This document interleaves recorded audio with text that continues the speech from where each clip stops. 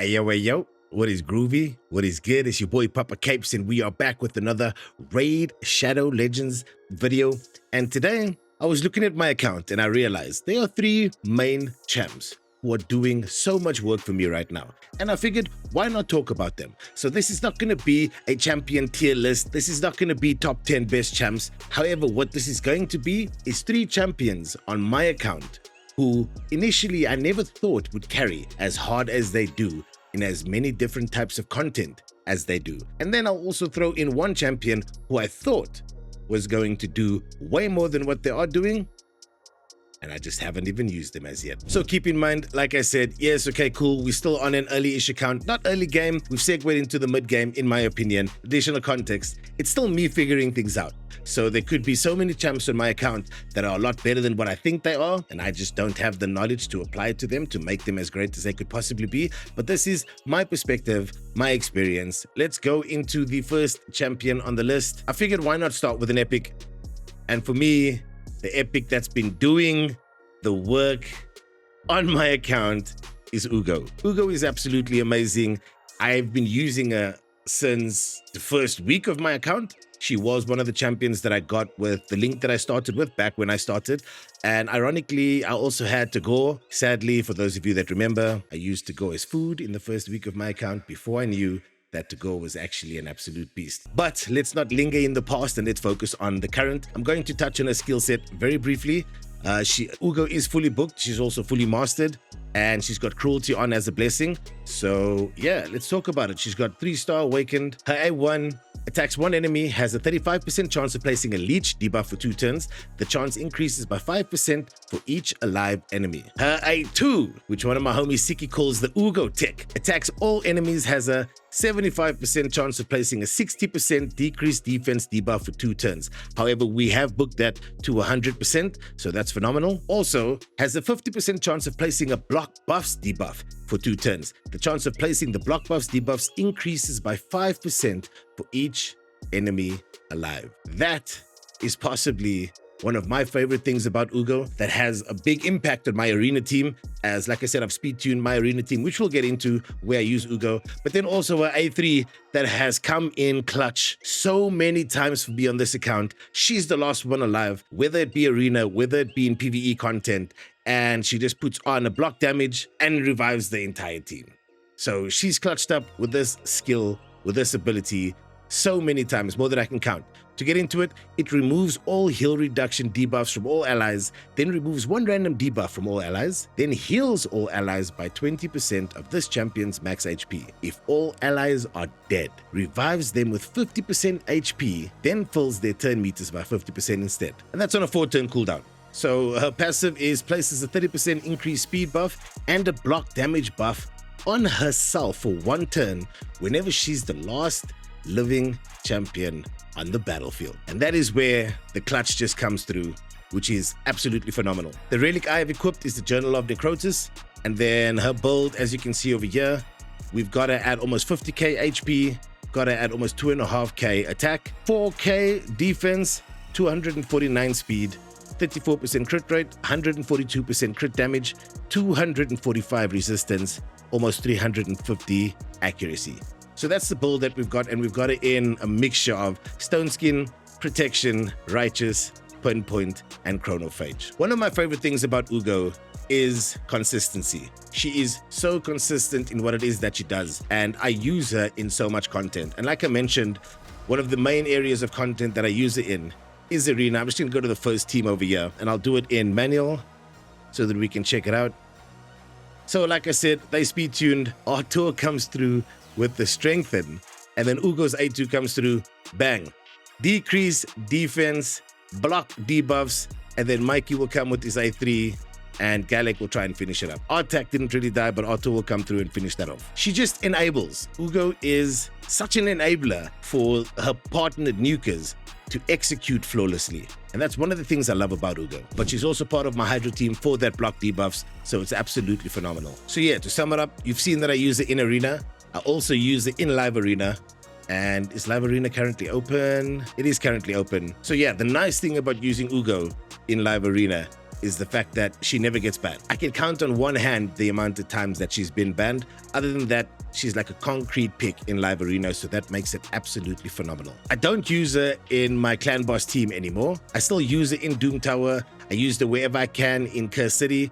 I still use it in Siege, obviously, because I use my main arena team in Siege. Although I know the aura from arena, the speed aura doesn't carry on. But that's where I use Uugo, so that's pretty cool. The next champion that I find myself using and that I'm going to add to my top 3 MVPs of my account is a champion that I've loved since I found out they were coming to the game. However, because they came to the game as a free champion, I was unsure and I kind of limited my expectations. Anything that's free is usually not as good. But Michelangelo Cowabunga, he was a pleasant surprise. Mikey also does so much for my account as a nuker, as a damage dealer, but also enabling the rest of his allies with the debuff spread as well. So if you have poisoners, if you have burns, if you have Uugo's decreased defense, Mikey's A2 will come through and just spread that across the entire team. So let's go through Mikey's build as well. Again, fully mastered,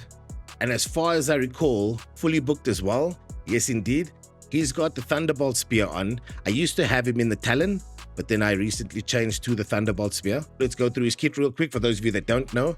Attacks one enemy 2 times. If either hit was critical, places a 50% increased attack buff on this champion for 2 turns. But this ability right here is where I feel he does a lot of his enabling, which is his A2, attacks one enemy before attacking, has a 75% chance of placing a 60% decreased debuff on target for 2 turns. And it's also bookable to 100%. But then he has a 75% chance of placing a stun debuff for 1 turn, will ignore 25% of the target's resistance if the attack is critical. But here's the main part of this attack that I enjoy. He then applies a debuff spread effect, taking all debuffs from the target and placing them on all enemies. Will ignore 25% of each target's resistance if the initial attack was critical. This is one of the things that I absolutely love. When I'm doing Nether Spider, when I'm doing normal Spider, instead of just letting it go through in auto, I prefer to do it in manual with Mikey so that I can choose the target. So let's say I've put on a burn with Geomancer or a poison with Xenomorph or whatever the case may be, then I can target that character with Mikey, use his A2, and spread that debuff or those debuffs across the entirety of their team. Mikey's aura is also 70% accuracy increase in all battles, and then I've got him in Nature's Wrath, obviously, 5-star awakened. And then he is built in Feral, Instinct, Merciless, and Chronophage. Just to touch on his stats over here, Mikey hits hard, guys. Mikey hits so freaking hard. So he's got 40k HP, he's got 6,726 attack, he's got 2.7k defense, 248 speed. Now if you remember, my Uugo was 249. Therefore, Mikey is 248. So that Uugo goes first with the decreased defense, and Mikey can then come through with his A3 AoE, which we didn't go through, by the way. Mikey's A3 attacks all enemies, has a 75% chance bookable to 100 of placing a 50% decreased attack debuff and a leech debuff for 2 turns. He'll ignore 25% of each target's resistance if the attack is critical, then places a taunt buff on himself for 2 turns. Phenomenal. That's on a 4-turn cooldown. So again, his passive is then has a 50% chance to evade an enemy skill and all of its accompanying effects. If this champion is under a taunt buff, a chance to evade increases by 30%.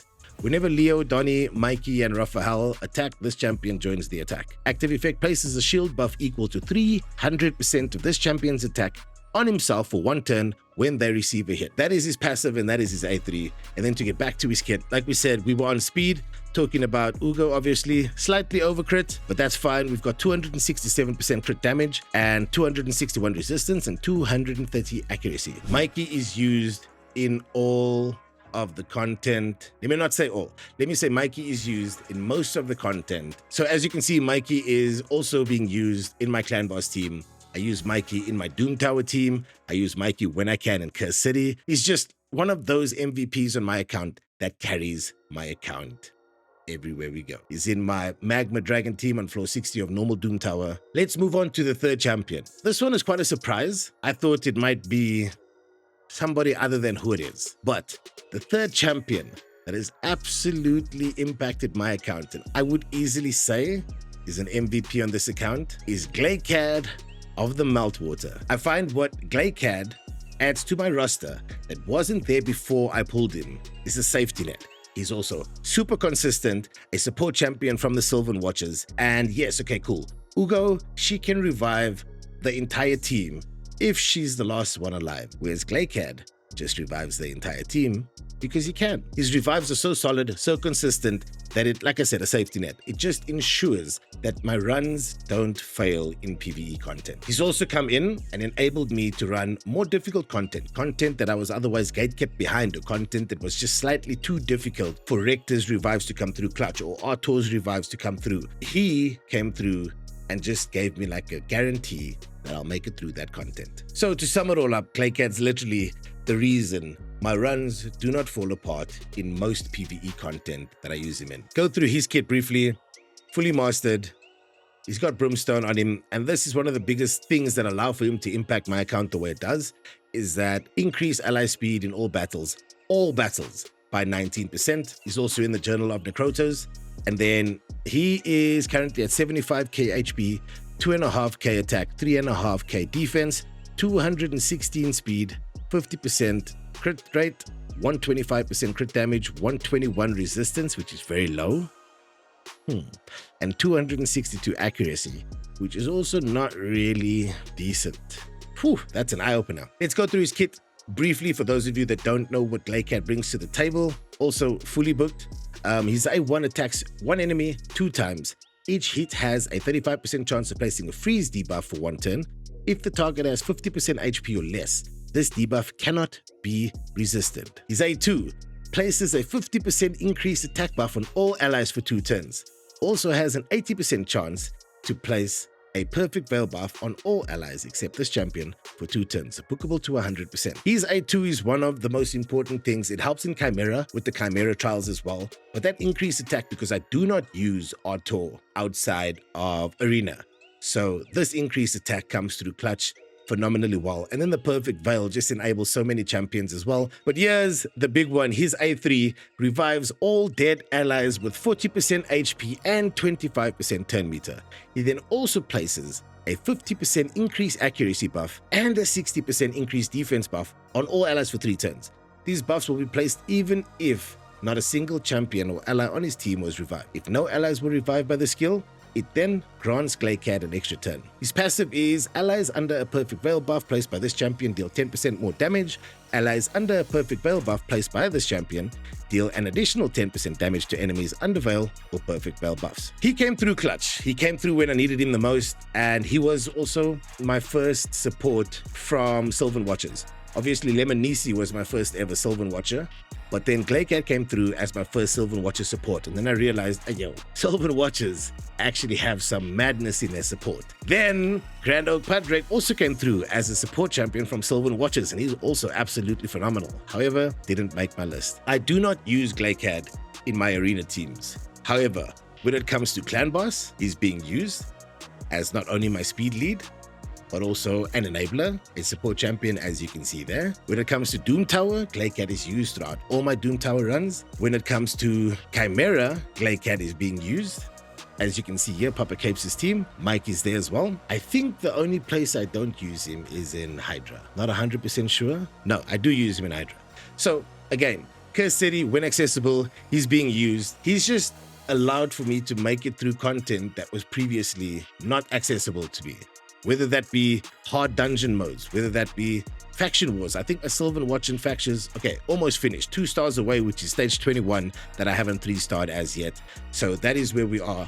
And he's come through and enabled that phenomenally well as well. So the last champion I want to speak about is not part of my 3 MVPs in my account. However, it's a champion that I had high expectations for. I had high hopes for. It's also a free champion. And I thought everybody speaks so highly of her. Surely I should be excited to get her on my account. I wasn't impressed. When I finally got her, I do not use her. Again, please let me know down in the comments below if you are a believer in her abilities, in her kit, and you use her on your account. Because maybe I just need to build her properly. This champion is in my vault, Soul of the Drakes. This is a champion that I was very excited to get on my account. However, I just don't use her. And to be fair, like, she's got ally protection, right? Which is insanely crucial in your clan boss team. But I just don't use her. And maybe it's the way that I built her that is incorrect. I didn't pay much attention to how I built her, I think, because she just didn't impact my account the way I wanted it to. As you can see, I'm aware, I'm not naive to the fact that she's not in one of the best builds in my account. But ever since free gear removal became a thing, I've used presets, and I have put her in Otto's preset or in Glaicad's bolster preset or whatever the case may be, and she still underperforms. So if you guys are Team Soul and you feel that I should give her another shot and build her, please let me know and I'll give it a try. Maybe I just don't know her true potential. Maybe there's specific ways to build her to get the most out of a kit. And like I said, this is a journey for me. I keep learning day in and day out. If there's anything I can tell you, so much of what I've learned is from the comments, is from people that have seen the YouTube videos and actually know me and maybe reached out in DMs and be like, yo, I've been playing for 5 years. If you need some help, holla. And I do. And then I've learned so much from these people. You guys truly do add value, whether in the comments, whether in Discord, whether in clan chat, whoever it is watching the video, please reach out. Don't hesitate. Down below, like and subscribe for the journey. We're only getting started. And I'd like to reiterate, this is not a champion tier list.